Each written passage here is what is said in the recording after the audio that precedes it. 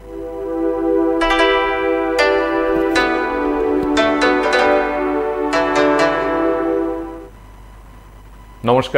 শুভ্ররাত্রির আরও একটি সরাসরি আয়োজনে আপনাদের প্রত্যেককে স্বাগত জানাই। আপনারা জানেন আমরা প্রতি রাতে এই সময় আপনাদের জন্য অপেক্ষা করি এবং আমাদের অপেক্ষার মূল কারণ হয় সেতু পারাপার। আমরা প্রতিদিন বলার চেষ্টা করি আমরা এপার থেকে ওপারে যাই এবং আপনারা হয়তোবা ওপার থেকে এপারে আসেন।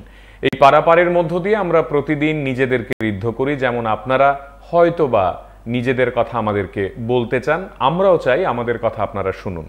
আমরা চাই আপনাদের প্রত্যেকের মনের কথা বৃহত্তর মানুষ শুনুক, জানুক। আপনারা আমাদেরকে লিখেও পাঠান, আমরা সেগুলো পড়ে শোনাই। এই আদান প্রদানের মাধ্যমে আমরা এক একদিন এক একটি ভাবনাকে নিজেদের মধ্যে লালন করি। আজও ঠিক তেমনি নতুন একটি ভাবনা, নতুন একটি বিষয় এবং আমাদের প্রত্যেকের মুখে মুখে ঘোরা একটি বিষয়। আপনারা ইতিমধ্যেই সকলে জানেন আমাদের দেশের বেশ কিছু আইন বদল হয়েছে। আমরা বলছি নতুন ভারতীয় ন্যায় সংহিতা।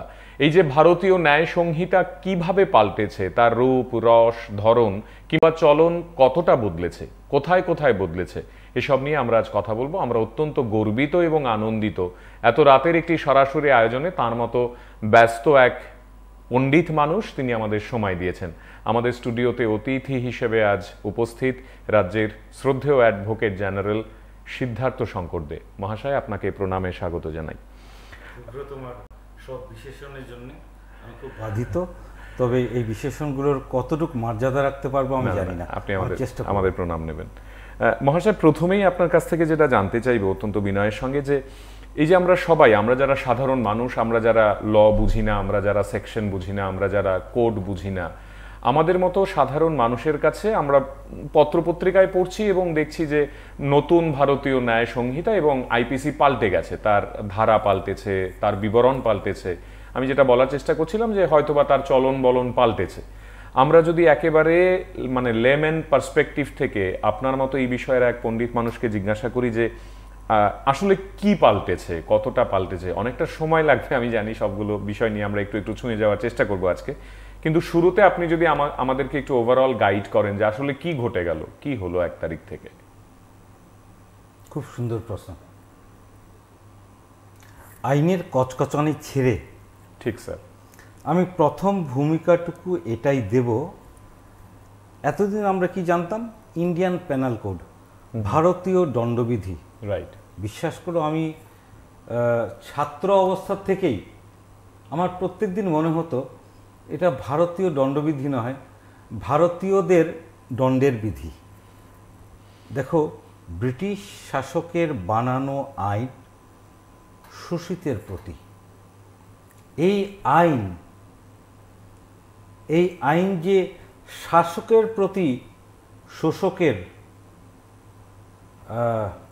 দণ্ড, ওই ব্যাপারটা বুঝতেই আমাদের 75 বছর লাগলো। আমি ভাবি অমৃত বর্ষার সবচেয়ে বড় উপহার হচ্ছে এই 3টে আইন। বাহ। এই আইনটা ভারতের জনগণের প্রতিনিধি, ভারতের জনগণের যারা নির্মিত সংসদে বসে ভারতীয় জনমানস, ভারতীয় সমাজের কথা চিন্তা করে ভারতের জনগণের জন্য বানিয়েছেন। Is a law by the people, of the people, for the people of India. এটাই সবচেয়ে বড় কথা। কিন্তু এটা কেন বলছেন আপনি? মানে তার তো একটা কারণ থাকবে নিশ্চয়ই। তার সবচেয়ে বড় কারণ হচ্ছে এই আইনটা জনমুখী। প্রশ্ন উঠবে কি এমন আছে যার জন্য এটা জনমুখী? ব্যাপারটা বিশদ করে বলতে তো দেখো শুভ্রজিৎ, আমারও সেই ক্ষমতাটুকু থাকা উচিত যে খুব সাধারণভাবে বলবো। আইন ইংরেজিতে লেখা হয়, এমনি আমি বাংলায় বলতে অনেক অসুবিধা হয়। তাও আমি সাধারণ নাগরিক হিসেবে একজন সাধারণ নাগরিককে গল্পচ্ছলে যা বলবো আমরা সেইভাবেই কথা বলবো। একদম। তুমি বিলোনিয়ার থেকে আগরতলা আসছো, উদয়পুরে কিছু একটা হলো, গাড়ি থেকে নামার উপায় নেই, তুমি আগরতলায় এলে। আগরতলায় এলেই তুমি তো অফিসে প্রথমে ঢুকে ব্যাগটা রেখে দৌড়ে গেলে ওয়েস্ট পুলিশ স্টেশনে, ভাই আমি বিলোনের থেকে আসছিলাম, উদয়পুরের পাশে আমার এই ঘটনা ঘটেছে। আরে আপনি উদয়পুরে যান গা, এখানে হইতো মানে লোকাল থানা যে শব্দটা আমরা আপনি লোকাল থানা, এই লোকাল থানার ব্যাপারটা বড় ডেঞ্জারাস। কোনো লোকালিটি লোকাল থানা হয় না। হলো এই দেশে আরো নানা লিগেসি আছে, আমি শুধু শুনেছি সেটা নয়, হাইকোর্টে কেস হয়েছে। এককালে এমনও ছিল যে পার্টিকুলার রাজনৈতিক দলের স্বাক্ষর না থাকলে তোমার দেশে রেইপের মতো হিনিয়াস ক্রাইমও রেজিস্টার হতো না এফআইআর। আমি সেদিকে যাচ্ছি না। আজকের দিনেও আমি নিজে জানি ভদ্রলোক ওয়েস্টে গেছে, ওয়েস্টে বলেছে না এটা তো ইস্টে হবে, ইস্টে গেছে, ইস্টে বলেছে না এটা ইস্টে না এটা তো এনসিসিতে হবে। সেই যুগ সমাপ্ত। আজকের আইনে এটাকে বলে জিরো এফআইআর পলিসি। তুমি ব্যাঙ্গালোরে বসে সাবরুমের একটা ঘটনা নিয়ে ব্যাঙ্গালোরে তুমি এফআইআর দিতে পারো, ব্যাঙ্গালোরের পুলিশ সেটা নিতে বাধ্য। নিয়ে যদি দেখে কগনিজিবল অফেন্স একটা আছে এফআইআর রেজিস্টার করার মতো, এবং সেটা দেখা যায় প্রাইমা ফেসে সাবরুমে হয়েছে, সাবরুমে ট্রান্সফার করে দেবে ফটাফট। বা সেটা কি স্যার ওনারাই করে দেবেন? ওনারাই করে দেবেন, তোমার কিছু করার নেই। তুমি নাগরিক হিসাবে তুমি আইনের দ্বারস্থ হয়েছো, সেটাই শেষ। তুমি দিল্লিতে গেছো, শুনেছো আগরতলাতে তোমার বাড়িতে ভগবান না করুক চুরি হয়েছে, অবশ্যই হতেই পারে। তুমি দিল্লিতে বসে মেইল করে তোমার বাড়ির যেটা লোকাল জুরিসডিকশনের পুলিশ স্টেশন, ওখানে মেইল পাঠাতে পারো, please treat it as an FIR. এটা শুধু একটাই জিনিস, 3 দিনের মধ্যে তুমি ওটা স্বাক্ষরিত করতে হবে। না হলে তোমার নামে আমিও তো একটা ভুয়া কমপ্লেন দিতে পারি, সেটা যাতে না হয়। কিন্তু তোমার কমপ্লেন কিন্তু পড়ে যাবে, তৎক্ষণাৎ তোমার কমপ্লেন পড়ে যাচ্ছে, রেজিস্টার্ড হয়ে যাচ্ছে। কিন্তু আমি যদি এরকম হয় যে মানে আমি ট্রিটমেন্ট করাতে গেলাম বা আমি কোনো বিশেষ কাজে গেলাম, আমি 12 দিন পরে রাজ্যে ফিরবো, তখন কি হবে? তোমার মানে আমি কি ওখান থেকে করতে পারবো না? খুব ভালো করতে পারবে। তুমি হোয়াটসঅ্যাপ করে দাও। আচ্ছা, শুয়ে শুয়ে হোয়াটসঅ্যাপ করে দাও, তোমার বন্ধুকে বলো হোয়াটসঅ্যাপ করে দিতে। তুমি যদি না পারো, না আপনি যে বলছেন 3 দিনের মধ্যে স্বাক্ষর করতে হবে, স্বাক্ষর করতে হবে, সেই জিনিসটা তো দেখো 3 দিনের মধ্যে যদি করতে না পারো, কারণ দেখিয়ে 3 মাস পরেও করতে পারবে, এজন্য তোমার এফআইআরটা খারিজ হয়ে যাবে। আচ্ছা আচ্ছা, সেটা অন্য একটা প্রক্রিয়া আছে। সবচেয়ে বড় কথা আজকে যেটা, দুয়ারে দুয়ারে একজন নাগরিকের ঘুরতে হচ্ছে না, ঠিক প্রথম কথা। দ্বিতীয়, সেটা রেজিস্টার করার সাথে সাথে তুমি কপি পাচ্ছ। মহাশয় একটা বিষয় বলি, এই যে আপনি দারুণভাবে বলছেন, মানে একটার পর একটা প্রশ্ন চলেই আসছে অটোমেটিক্যালি। ধরুন আপনি যেটা আমাকে সুযোগ করে দিলেন যে আমি ব্যাঙ্গালোরে গেলাম বা দিল্লিতে গেলাম, সেখানে গিয়ে আমি খুঁজে বের করলাম থানা কোথায়, আমি সেখানে প্রবেশ করলাম। কোনো দরকার তো নেই, কেন তুমি খুঁজে বের করতে হবে থানা? মোবাইল থেকেই করা যাবে বা মেইল করা যাবে। তুমি মোবাইল থেকে করবে, মেইলের আইডি তো প্রত্যেকটা থানার মেইল আইডি অলরেডি আপলোডেড আছে। ঠিক ঠিক, তুমি মেইল করবে। তোমার দিল্লিতে করার তো কোনো দরকার নেই, মেইল যখন করতেই পারছো, তুমি তো জানো আগরতলার অ্যাড্রেসটা, তুমি আগরতলার অ্যাড্রেসে করে দেবে। বাহ বাহ বাহ, দারুণ। তুমি মেইল করে দাও, হোয়াটসঅ্যাপ করে দাও। আইনে বলেছি 3 দিনের মধ্যে। এখন 3 দিন ব্যাপারটা, সেই সময়সীমাটুকু এমন নয় যে 4 দিনের দিন তোমার অভিযোগ খারিজ হয়ে যাচ্ছে, কারণ সাপেক্ষে সেটাকে বাঁচিয়ে রাখা যাবে। তুমি 1 মাস পরে এসেও সেই স্বাক্ষরটা করে দিতে পারবে। সেই স্বাক্ষরের প্রয়োজনীয়তা হচ্ছে তোমার নামে আমি যেন কোনো ভুয়া কমপ্লেন করতে না পারি, সেটুকু রক্ষা কবচ। তারপর তুমি তো এফআইআর করার মাত্র, এটা শুধু বলের গেমটা শুরু হলো। পুলিশ কয়দিনের মধ্যে চার্জশিট জমা দিতে হবে সেটাও নির্ধারিত আজকের দিনে। পুলিশ চার্জশিট জমা দেওয়ার পর চার্জ ফ্রেম করার একটা অধিনিয়ম আছে, চার্জ ফ্রেম করা যাবে কি যাবে না সে নিয়েও একটা পার্টিকুলার সময়সীমার মধ্যেই আদালত সেটা নির্ধারিত করতে হবে। তারপর বিচার প্রক্রিয়া শুরু হচ্ছে। বিচার প্রক্রিয়া শুরু হওয়ার পরে সাক্ষ্য ইত্যাদি ইত্যাদি হওয়ার পর ঠিক হিয়ারিং শেষ হয়ে গেল। বিচারকও সেটা ঘুরিয়ে রাখতে পারবেন না, বিচারকও সেটা ঝুলিয়ে রাখতে পারবেন না। বিচারকও 1 মাসের মধ্যে ওনার দণ্ডের বিধান বা জাজমেন্টটা দিতেই হবে। কারণ সাপেক্ষে সেটা 45 দিন পর্যন্ত বাড়ানো যায়। 15 দিনের একটা গ্রেস পিরিয়ড আছে, মানে 45 দিনের মধ্যে তুমি জাজমেন্টও পেতে হবে। সে নয়, শেষ হয়নি। জাজমেন্ট পাওয়ার পর 7 দিনের মধ্যে সেটাকে আপলোড করতে হবে ইলেকট্রনিক মিডিয়াতে। সর্বসাধারণের জানার তো অধিকার আছে। এখন তুমি অভিযোগকারী, তুমি কি করে জানবে? তুমি এফআইআর করার পর একটা পার্টিকুলার একটা রুটিন আছে, সেই রুটিনের পর তুমি তোমার কেসের ইনভেস্টিগেশন প্রসেস কি হচ্ছে, কোর্টে গেল কিনা, কোর্টে যাওয়ার পর কি হচ্ছে, সবগুলো তুমি আপলোড করা হবে তোমার জন্য, তুমি জানতে পারবে। তাই এটা জনমুখী। ঠিক স্যার, আপনি যে কথাগুলো বলছেন মানে একেবারে স্বপ্ন নয়, স্বপ্নালু যে না, এটা সব বইয়ে লেখা আছে ভাই। Taken sir. কিন্তু আমি যেটা বলতে চাইছি যে আমার দেশ বা আমার মাটি, আমার রাজ্য, আমার এই ইনফ্রাস্ট্রাকচার বা আমার লোকজন যারা, আপনি দীর্ঘদিন আছেন এবং আপনার অসাধারণ অভিজ্ঞতাগুলোকে যদি সঞ্চয় করে বিনয়ের সঙ্গে আপনার কাছে জানতে চাই আমরা, যে আপনার কি সত্যি মনে হয় যে we are that self sufficient, যে এই টেকনোলজি, এতটা smart attitude towards the approach, এটা আমরা সত্যি করতে পারবো স্যার? 87% সাক্ষরতা যে দেশে তোমার মতো সাংবাদিক,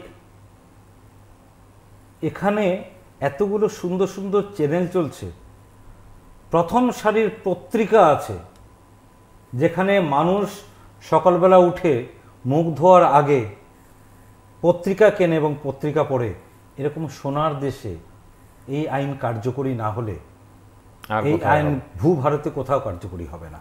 এটা সোনার দেশ। স্যার, আপনাকে যদি আমরা বলি, যেরকম আপনি দারুণভাবে বলছেন, আমি যদি পড়ে একটু শোনাই, নতুন আইনগুলোর মধ্যে বলা হচ্ছে যে নতুন আইনের 173 ধারা মূলে একজন নাগরিক নির্ধারিত থানা এলাকার বাইরেও যে কোনো স্থান থেকে এফআইআর দায়ের করতে পারবেন, যার জিরো এফআইআর নামে পরিচিত হবে, যেটা আপনি দারুণভাবে এটা বললেন। দ্বিতীয় যে জায়গাটি, সেখানে বলা হচ্ছে যে নতুন আইন দূরবর্তী সাক্ষ্য প্রমাণের ক্ষেত্রে ইলেকট্রনিক উপস্থাপনাকে অনুমোদন দেওয়া হয়েছে, যেটা আপনি বুঝিয়ে বললেন। না, এছাড়াও আছে। হ্যাঁ, সাক্ষ্য প্রমাণের কথাটা আমি তোমাকে বলি, এটা একদম ছোট করে বলছি। হ্যাঁ, প্রায়ই শুনবে পুলিশ স্টেশনে গেলে তুমি একটা কাজে, দারোগা বাবু তো নাই, রাইট, কোথায়? দারোগা বাবু গেছে কোর্টে সাক্ষী দিতে, রাইট। কোর্টে আসবে, দারোগা বাবু তো এসে পৌঁছায়নি। হ্যাঁ, ঠিক আছে। এর চাইতে মর্মান্তিক ঘটনা হচ্ছে আমাদের রাজ্যে ডাক্তারের অভাব। তুমি একটা প্রত্যন্ত গ্রামের একটা হেলথ সেন্টারে গেলে, গিয়ে দেখলে ডাক্তারবাবু নেই। কোথায় গেছেন? কোর্টে সাক্ষী দিতে গেছেন। ম্যান আওয়ারের কীরকম অপচয়, আজকের দিনে এই জিনিসটা আর হবে না। ডাক্তারবাবু ভিডিও কনফারেন্সিংয়ের মাধ্যমে ওনার চেম্বারে বসেই, ওই গ্রামের চেম্বারে বসেই এখানে সাক্ষী প্রদান করবেন, কোর্ট থেকে সরাসরি। হ্যাঁ, ভিডিও কনফারেন্সিংয়ে হয়ে যাবে সব। এই জিনিসটা ইনফরমেশন টেকনোলজি অ্যাক্ট অনুযায়ী সম্ভব ছিল, কিন্তু ওই যে আইনের বাট অ্যান্ড ইফ যে থাকে, ওই সবগুলো বাধা দূরীকরণ করে আজকে যে ভারতীয় সাক্ষ্য অধিনিয়ম, এর মধ্যে থেকে সন্নিবিষ্ট করা হয়েছে স্পেসিফিকভাবে। শুধু সেই নয়, এই যে ডাক্তারের সাক্ষ্য প্রমাণ নিয়ে ব্যাপারটা এলো, একটা কথা বলি, আমাদের দেশে ম্যাক্সিমাম ক্রাইমের ইনভেস্টিগেশন ঝুলে যায়, আমরা বলি সুরত হাল, মানে প্লেস অফ ইনকোয়েস্ট রিপোর্টের উপরে অনেক কিছু ঝুলে যায়। একটা ঘটনা সংঘটিত হয়েছে, আজকে ফরেন্সিক এভিডেন্সের যুগ। সে ফরেন্সিক এক্সপার্ট তো কোনোদিন আসছে না এখানে, পুলিশ আসছেন, ম্যাজিস্ট্রেট আসছে, মাপযোগ করে সুরত হাল বলে ইনকোয়েস্ট রিপোর্ট ওটা বানিয়ে নিয়ে যাচ্ছে। ফরেন্সিক এক্সপার্ট যখন আসছে 1 সপ্তাহ 2 সপ্তাহ 1 মাস পরে যদি আসেও, ততক্ষণে তো সব লোপাট। ফরেন্সিক এক্সপার্ট একটা পার্টিকুলার টাইমের মধ্যে, টাইম প্লেস অফ অকারেন্সে আসতে হবে, ফরেন্সিক রিপোর্ট সংগ্রহ করতে হবে, এবং সেই ফরেন্সিক রিপোর্টও পকেটে ঝুলে রাখলে হবে না, একটা সময়সীমার মধ্যে দিয়ে দিতে হবে। নট অনলি দ্যাট, আরেকটা জিনিস মনে রাখবে, পোস্টমর্টেম রিপোর্ট নিয়ে নানা কেলেঙ্কারি আমাদের কানে আসে। একটা পোস্টমর্টেম রিপোর্ট বা medical report in case of rape ভীষণ ইম্পর্টেন্ট, একটা ভেরি ইম্পর্টেন্ট। এটা একটা সময়সীমার মধ্যেই এখন বেঁধে দেওয়া হয়েছে, দিয়ে দিতে হবে। এই তাড়াহুড়োতে কি কোথাও মানে কোয়ালিটিতে কম্প্রোমাইজ হবে বলে আপনি মনে করেন? এটা মোটেই তাড়াহুড়োর কোনো ব্যাপার নয়। এটা হচ্ছে চা এসছে না খেয়ে জুড়িয়ে দেওয়া। এই ফরেন্সিক রিপোর্টটা তৈরি করতে তত সময় লাগে না যতটা না ওই ঝুলাঝুলিতে চলে যায়। পোস্টমর্টম রিপোর্ট তো পটাপট তৈরি হয়ে যায়, পোস্টমর্টম রিপোর্টটা তৈরি করতে 1 সপ্তাহ লাগে না, কিন্তু ওটা 1 মাস পরে আসে। আজকের দিনে পার্টিকুলার সময়সীমা দেওয়া হয়েছে, এর মধ্যে আসতে হবে। মাননীয় অ্যাডভোকেট জেনারেল, এই যে আপনি বলছেন কথাগুলো, একটা জায়গায় আমি যদি এটা বলতে পারি আপনাকে, ইফ ইউ অ্যালাউ মি, যে আপনি তো 2 চোখে কালো কাপড় পরে থাকেন, মানে আপনার কাছে পৃথিবীতে সব আমি ঠিক থাকি না, তবে আমার বিচারকরা থাকার কথা। আমি যেটা বলতে চাইছি যে এত মানে পত্রপত্রিকায় আমরা যেটা দেখছি বা রাজনৈতিক দলগুলো, আমি একেবারেই রাজনৈতিক কোনো প্রশ্নে যেতে চাই না, বা আমি এটাও বলতে চাই না যে কেন এটা হচ্ছে, কি কারণে হবে, কিন্তু সাধারণ মানুষের মধ্যেও একটা কোথাও কোট আনকোট ভয় কেন কাজ করছে? এটা কি সবটাই ব্র্যান্ডিং, নাকি আদতে এই আইনগুলোর ভেতরে ভেতরে কোথাও কোনো ফাঁকফোকর আছে যেখানে আমি ভয় পেতে পারি? রাত 10:15 বেজে গেছে। আমরা এখন একটু লাইটলি কথাবার্তা বলতে পারি। এখনও যারা দেখছেন ওরা সত্যি সত্যি ভালো শ্রোতা, ভালো দর্শক, এবং যোগ টোগ করলে খারাপ পাবেন না। আমি 1986-এ 86 সনে আমার প্রথম গাড়িটা কিনি, মারুতি ভ্যান। আমার সিনিয়র অ্যাম্বাসেডর মার্ক 1 চালাতেন, খুব প্যাশনেট অ্যাবাউট দ্য কার, অ্যাম্বাসেডারই চলতো, অ্যাম্বাসেডর মার্ক 1 চালাতেন, ইমাকুলেটলি এটাকে মেনটেনও করতেন। আছে নেই উনি, তো উনি গাড়িটা দেখেছেন, দেখে বললেন কোনো গাড়ি পেলে না তুমি, এই লোফের মতো গাড়ি একটা? বলে স্যার আপনি চালিয়ে দেখুন। আরে কী চালাবো, এটা কি আপটা ওঠে তোমার বাড়িতে যায়? আমার বাড়িতে একটু আপ, একটু মানে সে 20 ডিগ্রি গ্রেডিয়েন্টের আপ, তা হবে না, 15 ডিগ্রি গ্রেডিয়েন্টের আপ। উনি বলেছেন ওটা যায়। আমি বললাম স্যার আপনার গাড়ি তো কামাখ্যা যায় না, গুয়াহাটি শহরের কথা বলছি, আপনার গাড়ি কামাখ্যা যায় না, আমার গাড়ি কিন্তু কামাখ্যা যাবে। দেখো এই যে নতুনের প্রতি একটা অনীহা এবং ট্রেডিশনকে ঝুলে থেকে ট্রেডিশনের মধ্যে থাকার একটা, এটা আমাদের জাতীয় একটা কি বলবো হ্যাংওভার।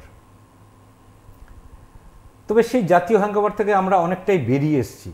প্রথম কথা হলো যে আমার তোমার যারা প্রতিনিধি, ওরাই তো এই আইনটা বানিয়েছেন, ওরাই হ্যাংওভার থেকে বেরিয়ে এসছেন। শুভদীপ, ভুলে যাওয়ার আগে একটা কথা বলি, এই আইন আজকে এসছে, প্রথমে যাদের প্রণাম করে এই আইনটুকু আমাদের গ্রহণ করা উচিত, ওরা আজ আমাদের মধ্যে নেই। তাই তো।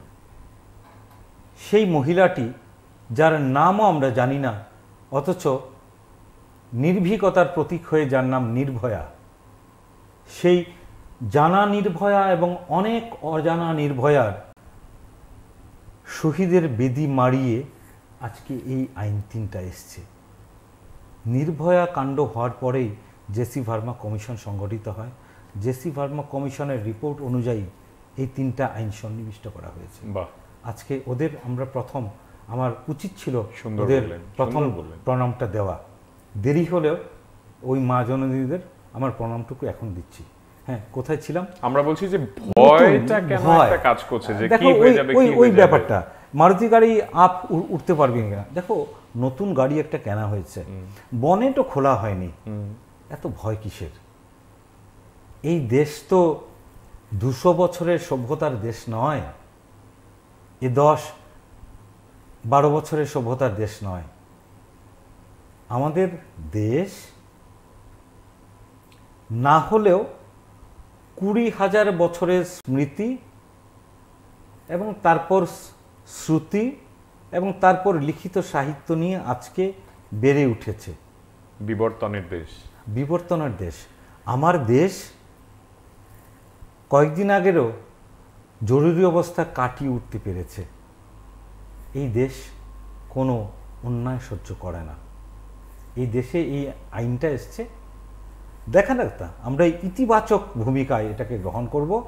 তার যত দুষ্কৃতি আছে, এটা সর্বংসহা একটা আইন নয়, এটা এমন একটা অ্যামেন্ডমেন্ট পসিবল, এটাই বলছি। অফকোর্স অ্যামেন্ডমেন্ট পসিবল, এবং অ্যামেন্ডমেন্ট হবেই। দেখো সমাজ জিনিসটা ফসিল নয়, সমাজ ব্যবস্থাও ফসিল নয়।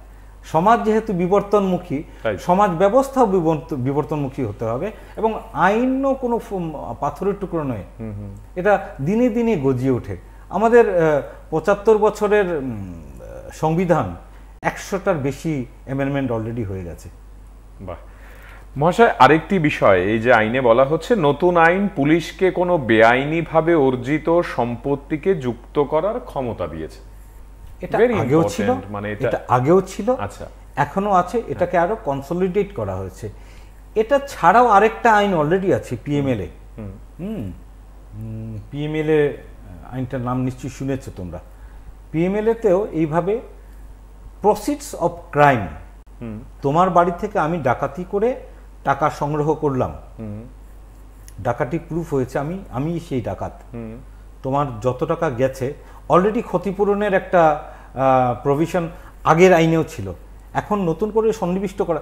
আগে ছিল বিচার চলাকালীন আমার সম্পত্তি বাজেয়াপ্ত করা হতে পারে, এখন পিএমএল এর আন্ডারে প্রসিডস অফ ক্রাইম রাষ্ট্র নিয়ে নিতে পারে। একটা সঞ্চিত ধন যেটা নাকি পাপের ধন, সেটা রাষ্ট্র নিয়ে নিতে পারে। এই প্রভিশনগুলোই আরেকটু কনসলিডেট করে এই আইনে দেওয়া হয়েছে। এটা কোনো নতুন কোনো ব্যাপার নয়, আগেও ছিল। স্যার আরেকটা বিষয়, মানে আপনি যেভাবে বলছেন, মানে the flow you are moving ahead, তার পার্সপেক্টিভে আমরা যদি জানার চেষ্টা করি, ধরুন আমাদের তো এই দেশ, আপনি যেটা বারবার বলার চেষ্টা করছিলেন, তখন ব্যাক অফ মাই মাইন্ড আমার মনের মধ্যে এটা কাজ করছে যে আমাদের এই দেশে তো হাজার হাজার ভাষা, আমাদের এই দেশে এতগুলো সাব ডায়ালেক্ট, এতগুলো ধর্ম, এতগুলো কাস্ট, ক্রিড ইত্যাদি ইত্যাদি ইত্যাদি, কমিউনিটি বেস নানা ধরনের কালচারাল বিলিফ, সেন্টিমেন্ট, ম্যারেজ, মানে এক একটা প্রদেশে এক একটা সম্প্রদায়ে এক এক রকম। এই যে মানে আমরা বলি ইউনিটি ইন ডাইভার্সিটি, এই প্রত্যেকটা মানে ডটসকে কি এই আইন কানেক্ট করতে পারবে, নাকি এখানে গিয়ে আবার কোথাও আমাদের বারবার ধাক্কা খেতে হবে? না, এই সমস্যাটুকু আমরা অনেক আগেই কাটিয়ে উঠেছি। আগেও ক্রিমিনাল জুরিসপ্রুডেন্স, ক্রিমিনাল আইনগুলো একটাই ছিল সারা ভারতের জন্য, আজকেও একটাই আছে। কয়েকদিন আগে পর্যন্ত একটা ছিল না, তুমি জানোই, 370টা আমি আর আনছি না। আজকের দিনে সারা ভারতে এই আইন প্রযোজ্য হবে। তবে নর্থ ইস্ট ইন্ডিয়ায় একটু ব্যাপারটা আছে, নর্থ ইস্ট রিঅর্গানাইজেশন অ্যাক্টের আন্ডারে কিছু প্রভিশনস আছে, এত ইয়েতে যাচ্ছি না, এটা ত্রিপুরার জনমানুষের জন্য খুব একটা দরকারি না। তবুও বলছি, নাগাল্যান্ড, মিজোরাম, মেঘালয় টেঘালয়, এই ভারতীয় নাগরিক সুরক্ষা সংহিতা এবং ভারতীয় ন্যায় সংহিতা লাগু করার ক্ষেত্রে কয়েকটা বিধি নিয়মের ব্যাপার আছে, ওগুলো মেনে করা হচ্ছে। ত্রিপুরার ক্ষেত্রে সেটাও নেই। হ্যাঁ, একই আইন সারা ভারতের ক্ষেত্রে প্রযোজ্য হবে। এক্ষেত্রে কাস্ট, দেখো ভাই, একটা মহিলাকে লাঞ্ছনা করা হলো, সেটা কোনো সমাজে যদি স্বীকৃত হয়, সভ্য ভারতে না তা কেন হবে, তা তো ঠিক, আমরা এটা মানব না। মার্ডার সব জায়গায় মার্ডার, চুরি সব জায়গায় চুরি। ঠিক। আরেকটি বিষয় আপনি এখানেও একটু আলোকপাত করবেন আমাদের, নতুন আইনে ছোট ছোট অপরাধের ক্ষেত্রে, বিশেষ করে যারা শারীরিকভাবে অক্ষম বা প্রবীণ নাগরিকদের ক্ষেত্রে গ্রেফতার থেকে রক্ষা পাওয়ার সংস্থান রয়েছে। এই মানবিক একটা দিক, আবার আরেক দিকে তর্ক করলে এটা কেন হবে, বা এটা কি কারণে করতে হবে? দেখো, under trial arrest or pending investigation অ্যারেস্টের ব্যাপারটা আজকের দিনেও একই। পুলিশ ইচ্ছা করলেই কাউকে অ্যারেস্ট করে রেখে দিতে পারে না। পুলিশ কাউকে ধরে এনে যদি ভাবে যে না, আমার কাস্টোডিয়াল ইন্টারোগেশনের প্রয়োজন আছে এই ব্যক্তি থেকে, ওকে ম্যাজিস্ট্রেটের সামনে 24 ঘন্টার মধ্যে হাজির করাতে হবে। ম্যাজিস্ট্রেট সেই রিমান্ড অর্ডারটা দেবেন। এখন এই রিমান্ড অর্ডারের ব্যাপারটাও পুলিশের ঠিক, আমি দুই দিক থেকে দেখা যায়। অনেকে বলবে পুলিশকে প্রচণ্ড সুযোগ দেওয়া হয়েছে, আমি বলবো না, পুলিশকে সুযোগ দেওয়া হয়নি। পুলিশের যে ক্ষমতাটুকু আছে সেটা যেন অপপ্রয়োগ করা না হয়, এজন্য স্টেপ অনুযায়ী 90 দিন পর্যন্ত আজকাল রিমান্ড নিতে পারে। আগেও নিতে পারতো, এখনও নিতে পারে। কিন্তু এখন এই ব্যাপারটা আরও বেশি, আমি বলবো, অর্গানাইজড হয়েছে, আরও বেশি ট্রান্সপারেন্ট হয়েছে। আর বয়স্ক এবং এদের ক্ষেত্রে, হ্যাঁ, যেটা বলা হচ্ছে সব সময় নন বেলেবল অফেন্স, যেগুলো খুব কম পরিধির তোমার পেনাল্টি, এগুলোর জন্য সবসময়ই একটা অন্যরকম দৃষ্টিভঙ্গি আমাদের সমাজের। বিচার ব্যবস্থা ওদের একটু সপক্ষেই অন্যভাবে কথা বলে। বিচার শুনানির শেষে ৪৫ দিনের মধ্যেই রায় দিয়ে সর্বশেষ 30 দিনের মধ্যে দেওয়ার কথা। যদি মারাত্মক কিছু একটা ঘটে গিয়ে 30 দিনের মধ্যে দেওয়া যাচ্ছে না, সেই 30 দিন থেকে 45 দিন পর্যন্ত মেয়াদ বাড়ানো যেতে পারে। তার মানে 45 দিনের মধ্যে নয়, 30 দিনের মধ্যেই। এখানে স্যার আমাদের পেন্ডিং কেসগুলোর কি হবে? হাজার হাজার লাখ লাখ আমাদের দেশে যে পেন্ডিং কেসগুলো আছে, তার ক্ষেত্রে এই আইন কোথায় কিভাবে প্রয়োগ হবে? মানে এখন কি আমি এক্সপেক্ট করতে পারবো যে যে কেসটা পেন্ডিং বা এখনো ঝুলে আছে, সেখানে বিচারের শুনানি শেষে 45 দিনের মধ্যে রায় ঘোষণা করতে হবে? এটা কিভাবে ইমপ্লিকেটেড? খুব সুন্দর একটা কোয়েশ্চেন করেছো। It's a basic core applicability of the act. এই আইনটা 1 জুলাই থেকে বলবৎ হয়েছে। আইন দুই রকমের হয় বলবৎ, একটা রেট্রোস্পেক্টিভ আর একটা প্রসপেক্টিভ। প্রসপেক্টিভ মানে আগামী দিনের জন্য, রেট্রোস্পেক্টিভ মানে অতীতকে নিয়ে। এই আইনটা প্রসপেক্টিভ, আগামী দিনের জন্য। 1 তারিখ থেকে লাগু হয়েছে। গত 30 তারিখের ব্যাপারগুলো এর আওতার মধ্যে পড়বে না। যেগুলো বিচারাধীন, এফআইআর হয়ে গেছে বা কোর্টে কেস চলছে 30 তারিখ অবধি, সেগুলো পুরনো আইনেই চলবে। 1 তারিখ থেকে যে নতুন আইনটা, সেটা 1 তারিখ থেকে যেগুলো এফআইআর হচ্ছে তার ক্ষেত্রে প্রযোজ্য হবে। তুমি নিশ্চয়ই জানো দামছড়ার একটা ঘটনা, চুরির কেস নিয়ে প্রথম ঠিক আজকে আমরা যেটা দেখলাম পত্রপত্রিকায়। এরপরেই আমরা যেটাতে আসতে চাইবো সেটা হচ্ছে যে একটা জায়গায় বলা হচ্ছে বিএনএস এর 65(2) ধারামূলে 12 বছরের কম বয়সী মেয়েদের ধর্ষণ অপরাধের দোষীদের মৃত্যুদণ্ডের বিধান চালু করা হয়েছে। সুন্দর। এটা নিয়ে রেপের ব্যাপারটা একটু বেশি করে বলছি প্লিজ স্যার, একদম ধারা অনুযায়ী বলছি না। হ্যাঁ, আমি sir if you allow me, আমি দর্শকদের আরেকবার একটু বলে দিতে চাই, আপনারা যারা এই আয়োজন সরাসরি শুনছেন, বিএনএস এর 65(2) ধারামূলে 12 বছরের কম বয়সী মেয়েদের ধর্ষণ অপরাধের দোষীদের, একটু মন দিয়ে শুনবেন আরেকবার, 12 বছরের কম বয়সী মেয়েদের ধর্ষণ অপরাধের দোষীদের মৃত্যুদণ্ডের বিধান চালু হয়েছে। এটা অত্যন্ত গুরুত্বপূর্ণ একটি জায়গা আমার মনে হয়। এই জায়গাটিকে আপনি কিভাবে? নানা ধরনের রেপের নানা দিক এই আইনে সন্নিবিষ্ট করা হয়েছে। একমাত্র এক ধরনের, ওটাকে রেপ বলবো না ইলিগ্যাল ইন্টারকোর্স বলবো, জুডিশিয়াল সেপারেশন থাকাকালীন কোনো স্বামী যদি স্ত্রীর উপরে বলপ্রয়োগ করে, শুধু সেই দোষটুকুই বেলেবল, বাকি সবগুলো মোটামুটি আমি তোমায় বলতে পারি 3 ধরনের সাজা দেওয়া আছে। রেপের সর্বনিম্ন সাজা হচ্ছে আজকের দিনে 10 বছর জেল প্লাস জরিমানা।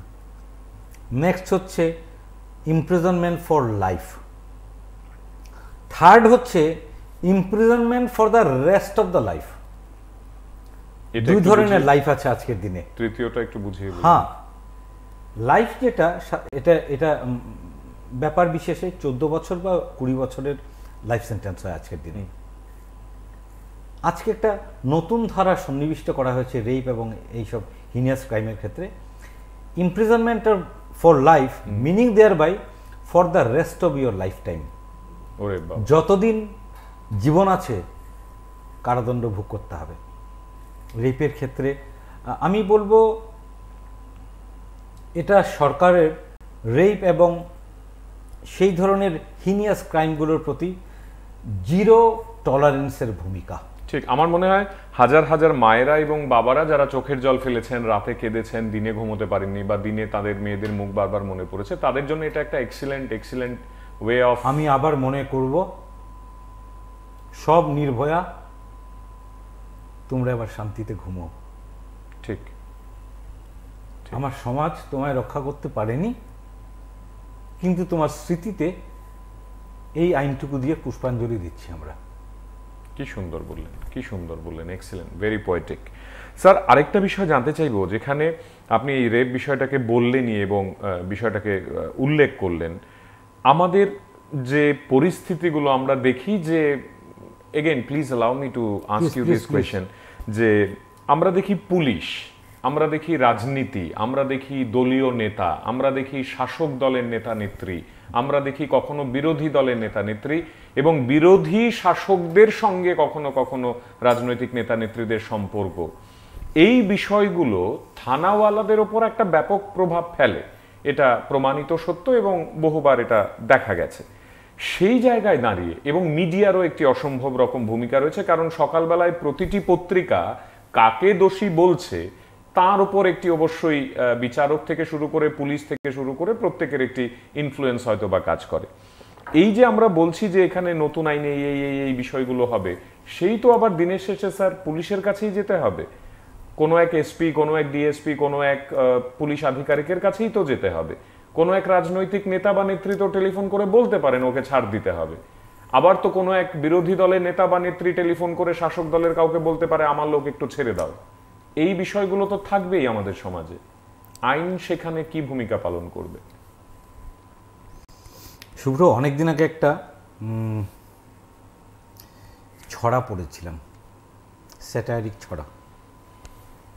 এর লাস্ট লাইনটা হঠাৎ মনে হলো, অসততার দোষ মোদের নীতি নির্বাচনে নয়, সন্ধ্যা প্রণাম সাঙ্গ করি হরিদাসে কয়।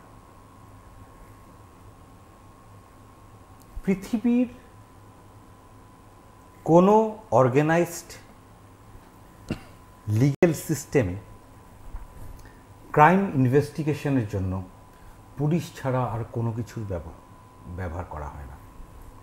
তার নাম স্কটল্যান্ড ইয়ার্ড হতে পারে, তার নাম ববি হতে পারে, তার নাম ইন্ডিয়ান পুলিশ হতে পারে, তার নাম সিবিআই হতে পারে, তার নাম ত্রিপুরা পুলিশ হতে পারে। পুলিশ ছাড়া criminal jurisprudence, criminal law enforce করার আর কোনো মেশিনারি আমরা আজও ক্রিয়েট করতে পারিনি। দ্য কোয়েশ্চেন ইজ, আমি সেই ধরো তোমার একতলায় ছাপার মেশিন রয়েছে, আমি একতলায় ছাপার মেশিন দিয়ে নিউজ পেপার প্রিন্ট করবো না পর্নোগ্রাফি প্রিন্ট করব? দোষটা তো আমার না, দোষটা তো আমার, দায়টা তো আমার। আমি কি প্রিন্ট করি? এই সিস্টেমের তো কোনো গোলযোগ নেই না। পুলিশকে ব্রিটিশ যেভাবে ব্যবহার করে এসছে, ভারতীয় পুলিশ দিয়ে তো ভারতীয়দের মারা হতো। চার্লস টেকার্ট তো একজন ছিলেন, গুলি এতগুলো তো চার্লস টেকার্ট মারেননি, ওনার নিচের ভারতীয় কনস্টেবলরাই মেরেছিল। শাসক শাসনযন্ত্র কিভাবে একটা তোমার কনস্টিটিউশনাল পলিটির একটা মেশিনকে কিভাবে ইউজ করবে, সেটার চেক অ্যান্ড ব্যালেন্স অলরেডি আছে। আজকের দিনে আমরা যতই বলি না কেন, পুলিশ নিরপেক্ষভাবেই, আমি এদেশে এসে অনেক পুলিশ অফিসারকে পেয়েছি যারা অনমনীয়, অনেক পুলিশ অফিসারকে পেয়েছি যারা অনমনীয়। নমনীয় কাউকে পাননি? নমনীয় পেয়েছি, তবে নমনীয় যারা ওরা নমস্য, কারণ ওরা এতই জনবান্ধব যে এরা পুলিশ, সেই পুলিশের ভাবধারার সাথে ওদের মিলই হয় না। তুমি নিশ্চয়ই জানো সত্যনারায়ণ বাড়ির ওখানে ওই রাত্রির পশু বোধ হয় না ঠিক ঘটনাটা, ঠিক ছেলেটাকে কে তুলে নিয়েছিল? ঠিক, সিভিল অফিসার একজন পুলিশই ছিল। অলরাইট, ঠিক। দেখো, পুলিশরা তো আমার তোমার মতনই রক্ত মাংসের মানুষ না, তাই তো। 10 জনের মধ্যে একজন বা 100 জনের মধ্যে 2 জন ব্ল্যাক শিপ প্রত্যেকটা সিস্টেমে থাকে, প্রত্যেক দেশে থাকে। ওরা পুরো সিস্টেমটাকে মেলাইন করতে পারে না, আজকের দিনেও পারবে না, গতকালও পারেনি। যদি পারতো তাহলে সমাজ ব্যবস্থা টিকে থাকতো না। এবং আমি তুমি যে বলছি, those are exceptions. Exceptions never prove a rule. It's the rule which proves a rule. আমি তুমি আমরা এটাই আশা করব, এবং তোমাদের মতো নির্ভীক খবর প্রচারক এবং থার্ড স্টেটের তো তোমাদের একটা ভূমিকাই রয়েছে, তোমরা সেই ভূমিকাটা পালনও করছো খুব সুন্দরভাবে। এদেশে ন্যূনতম আইনের মর্যাদা না নিয়ে কেউ পালিয়ে যেতে পারে না ভাই। পরের দিনই সকালবেলা সব কিছু বেরিয়ে যায় নিউজ পেপারে। এখানে নিউজ পেপার মিডিয়াকে সবাই ভয় করেই চলে। শ্রদ্ধা কতটুকু করে আমি জানি না, ভয় তো করেই, সন্ত্রাসে থাকে।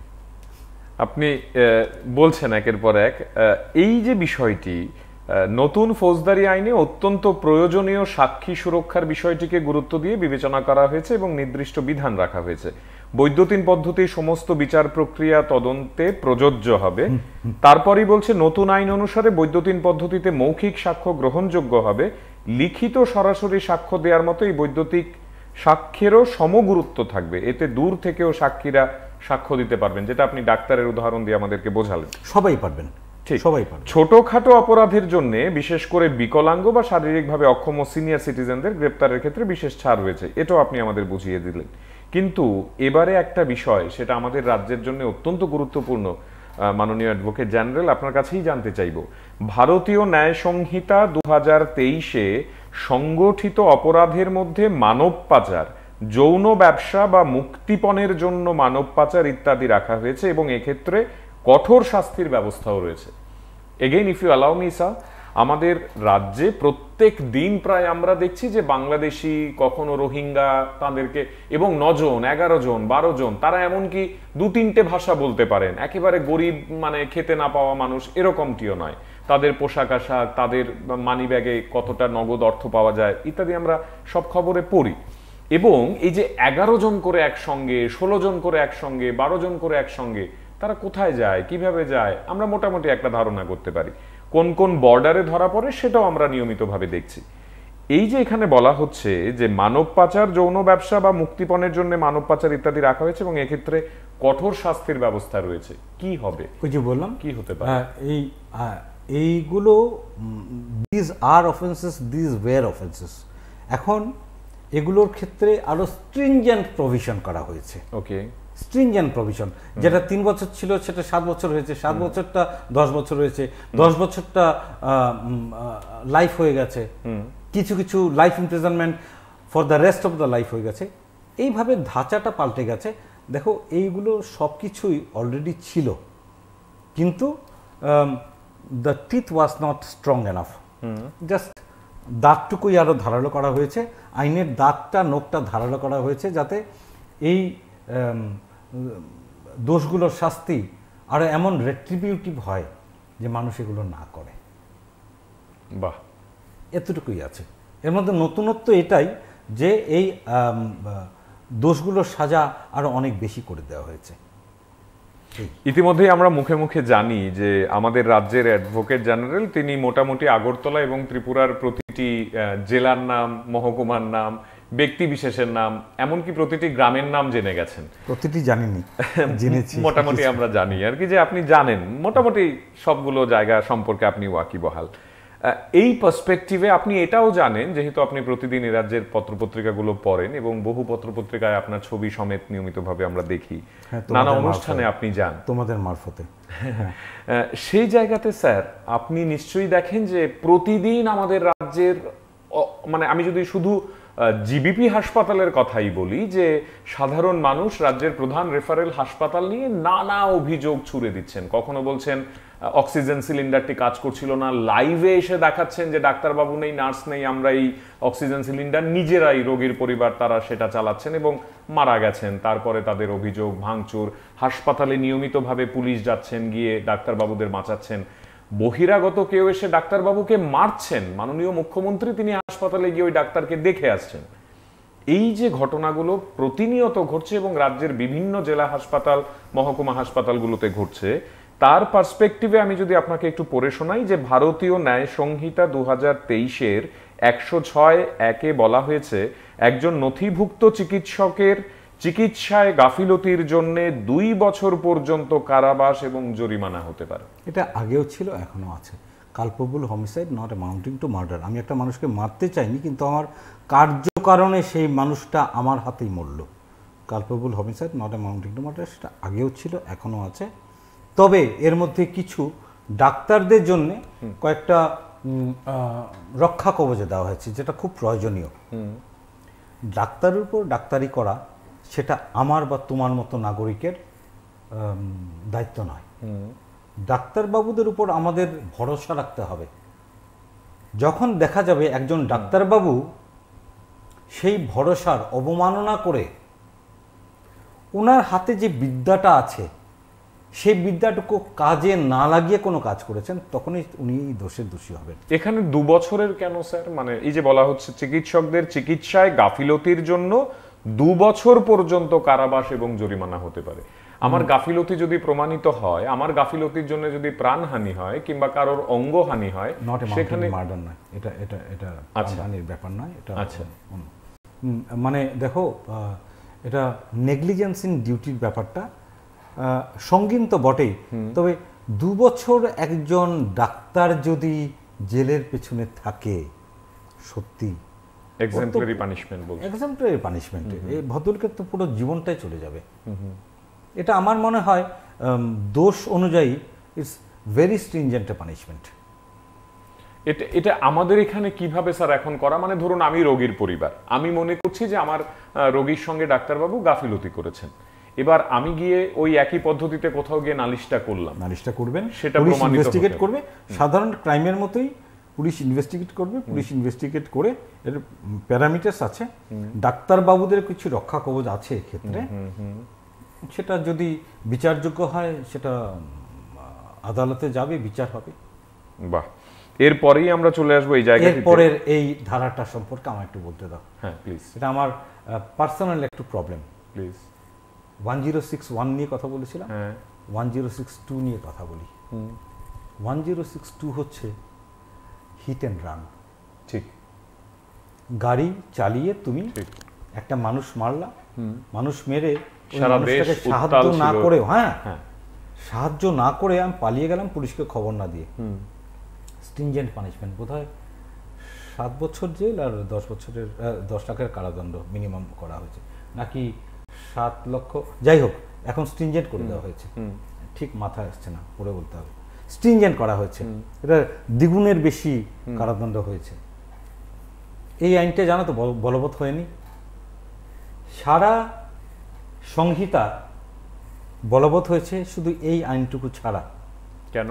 কারণ রাজনৈতিক মদত পুষ্ট কয়েকটি ট্রাকার্স অ্যাসোসিয়েশন এটা নিয়ে সারা ভারতে আন্দোলন করলো, ট্রাক থামিয়ে দিল, চারদিকে ট্র্যাক্টর দিয়ে জ্বালিয়ে দিল, অমুক সমুক আমরা দেখেছি, ঠিক তোমরা রিপোর্টিং করেছো। সেজন্যে এই আইনটা বলবৎ হলো না ওদের দাবি মেনে। আর just look at the paradox, ঠিক কয়েকদিন আগেই এই আইনটা কতদূর প্রয়োজনীয় ছিল সেটা প্রমাণ করলো পুনের সেই পর্শে কাণ্ড। একদম। 17 বছরের ছেলে বাপের পর্শে গাড়ি চালিয়ে নিরীহ মানুষ মেরে 2 বছরের জেল জরিমানা, বেলিবল অফেন্স বেরিয়ে গেল। সবাই বললো কি করে বেল পায়, কি করে বেল পায়। আরে ভাই, তোমার আইনে বলেছে 2 বছরের বেলিবল অফেন্স, ও তো বেল পাবেই।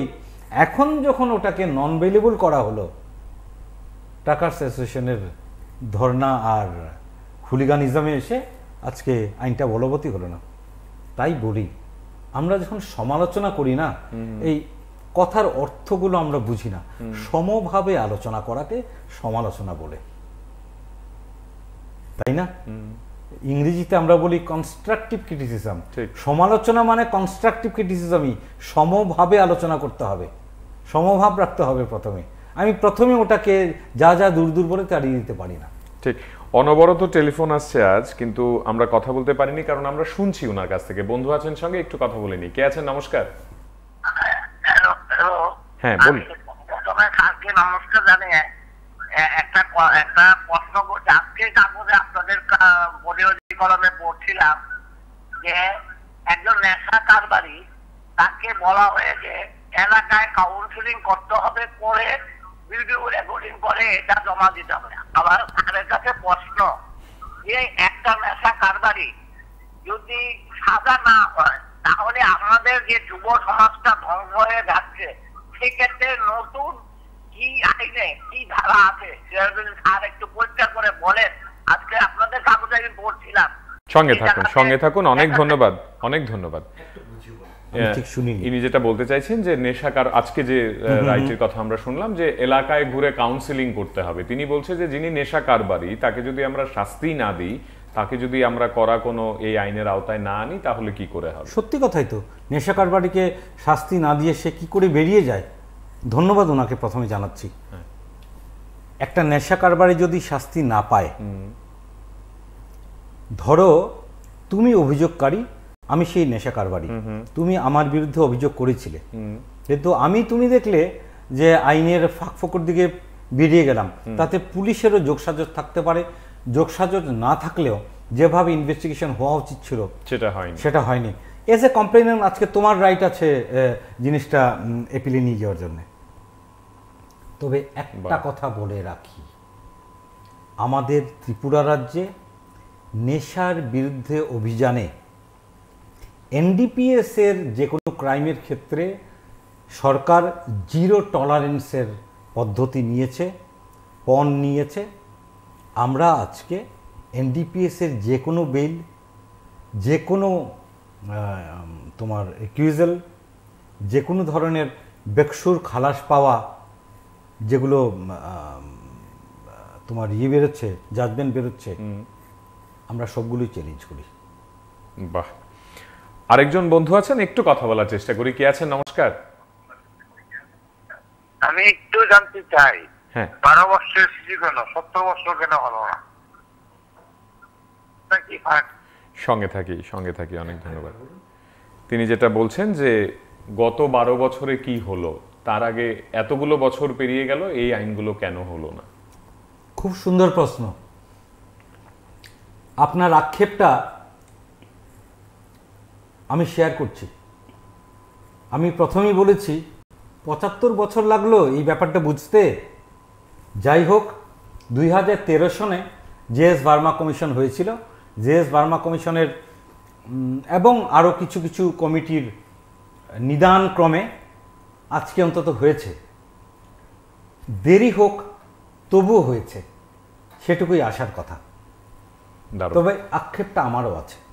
আরেকটা বিষয় একটু বলি যে বিদেশ থেকে পাচার হওয়া মানুষের ক্ষেত্রে লিঙ্গ বৈষম্য রাখা হয়নি। ছেলেদের ক্ষেত্রে 18 বছর বয়সের কম এবং মেয়েদের ক্ষেত্রে 21 বছরের কম হলে বাধ্যতামূলক বা প্রলোভন দেখিয়ে যৌন কাজে ব্যবহারের উদ্দেশ্যে আমদানি করলে তা অপরাধ বলে গণ্য হবে। এটা একটা দুর্দান্ত আমার মনে হয় বিষয়।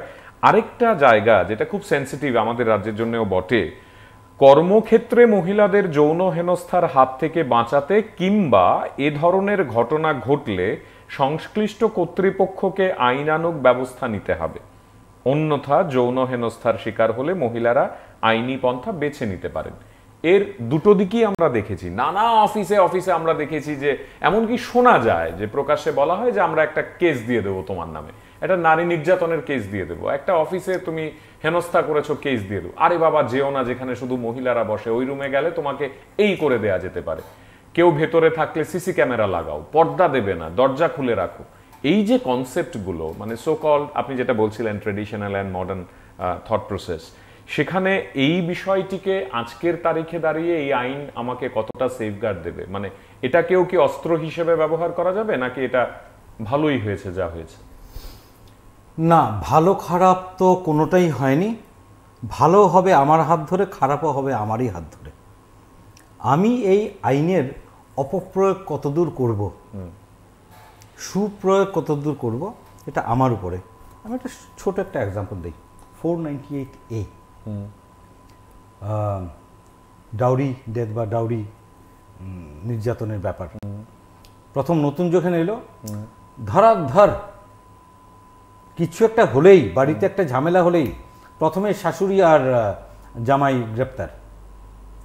ব্যাপারটা এমন দাঁড়ালো, সুপ্রিম কোর্ট বলল যে এই আইনটা it is being misused more than being used. আজকের দিনে জাজরা 498A হলেই তোমাকে যে ভেতরে রেখে দেবেন সেমন নেই। খুব ভালোভাবে তলিয়ে দেখছেন ওরা। কাজেই দেখো, ক্রিমিনাল জুরিসপ্রুডেন্সে পুলিশ এবং অভিযোগই শেষ কথা নয়, বিচার ব্যবস্থাই শেষ কথা। বিচার ব্যবস্থাতেও মিনিমাম 3টা ফিল্ট্রেশন প্রসেস অফ অ্যাপিল থাকে। আজকের দিনে আমার মনে হয় না বিচার ব্যবস্থায় কোনো ন্যায় বিচার পাওয়াটা এত বেশি কঠিন। বাহ, সুন্দর বললেন, কি সুন্দর বললেন। 3 প্রসেসেস অফ ফিল্ট্রেশন আছে। হ্যাঁ, আমাদের আজকের এই আলোচনার সময় শেষ। আপনাকে অনেক ধন্যবাদ। একের পর এক আপনি বিষয়গুলো এত সহজ করে আমাদের বুঝিয়ে বললেন, আইনের কচকচানির বাইরে বেরিয়ে। কিন্তু মহাশয়, শেষ করার আগে আমার রাজ্যের সাধারণ মানুষেরা যারা আপনাকে শুনছেন, আমরা যারা আপনাকে শুনছি আজকে, আমাদের প্রত্যেকের তরফে আপনার কাছে বিনীত প্রশ্ন এই যে আমরা as common and poor citizens of the state or of the country, আমরা এই আইনটি নিয়ে কতটা ভীত থাকবো? আমরা কি ভয় পাবো, না আমরা নিজেদের মধ্যে সাহস অবলম্বন করব যে না, আমি আরো বেশি প্রোটেক্টেড, আরো বেশি সেফগার্ড হলো আমার? আমি প্রথমেই আমার এই আইনের নামটা মনে রাখব, ভারতীয় নাগরিক সুরক্ষা সংহিতা। এটা ভারতীয় নাগরিকদের দণ্ড দেওয়ার বিধি নয়, এটা ভারতীয় নাগরিক, প্রত্যেকটি নাগরিককে সুরক্ষা দেওয়ার সংহিতা, এবং সেই হিসাবে এটাকে প্রয়োগ করতে হবে। যদি প্রয়োগ করা না হয় আমরা রুখে দাঁড়াবো, প্রয়োগ করাবো। অনেক অনেক ধন্যবাদ। আপনি আমাদের আন্তরিক শ্রদ্ধা এবং প্রণাম গ্রহণ করবেন মাননীয় অ্যাডভোকেট জেনারেল। এত রাতে আপনি আমাদের সময় দিলেন, অনেক এত রাতে যে সবাই দর্শকরা আমাদের ধৈর্য ধরে শুনছেন, ঠিক ওদের সহস্র প্রণাম, অনেক ধন্যবাদ, তোমায় শুভেচ্ছা।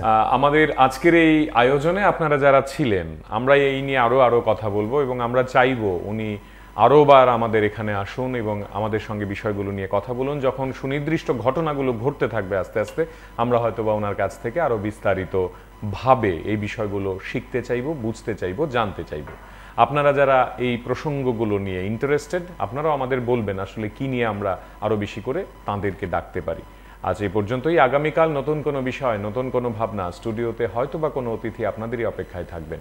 ভালো থাকবেন সবাই, শুভরাত্রি।